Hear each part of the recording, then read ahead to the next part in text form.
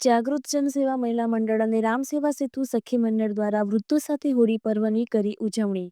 આજરોજ જાગૃત જનસેવા મહિલા મંડળ અને રામસેવા સેતુ સખી મંડળ દ્વારા નરસિંહ મહેતા ચોરા પાસે આવેલ ભિક્ષુકગૃહ હેપી હોમ ખાતે આવનારો તહેવાર હોળી નિમિત્તે વૃદ્ધો હારે હોળી પર્વની ઉજવણી કરેલ અને સાથે રાસ ગરબા કરેલ અને વાર્તાલાપ કરેલ।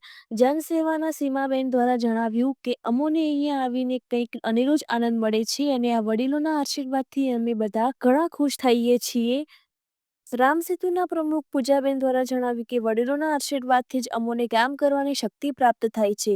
આ કાર્યક્રમમાં જનસેવા મંડળ પ્રમુખ સીમા મકવાણા, રામસેતુ મંડળ પ્રમુખ પૂજાબેન રાજપૂત તેમજ ઉર્મિલાબેન રાજપૂત, દર્શનાબેન રાજપૂત, ડોલીબેન, સ્વાતિબેન પોસિયા, વંદનાબેન કારેલિયા, નૈનાબેન કોટડિયા, ચાંદનીબેન રૂપારેલિયા, રાણીબેન ઓડેદરા, કિરણબેન રાણીગા આ કાર્યક્રમને સફળ બનાવ્યો હતો અને વડીલોના આશીર્વાદ પ્રાપ્ત કર્યા હતા। નમસ્કાર, મારું નામ સીમા વિનોદ મકવાણા, રહેવાસી જૂનાગઢ। જાગૃત જનસેવા મહિલા મંડળ અને રામસેતુ સેવા સખી મંડળ દ્વારા આજરોજ નરસિંહ મહેતા ચોરા પાસે આવેલ ભિક્ષુક ગૃહમાં હેપી હોમમાં અમે આવેલા હતા, જેમાં અમે વૃદ્ધો સાથે હોળીની સેલિબ્રેશન કરી અને રાસ ગરબાનું કર્યું, નાસ્તા ફૂડ પેકેટનું વિતરણ કર્યું અને અમે બધા અવારનવાર આવા કાર્યક્રમ અહીંયા વૃદ્ધો સાથે જ કરીએ છીએ। અમને અહીંયા અનેરો જ આનંદ મળે છે।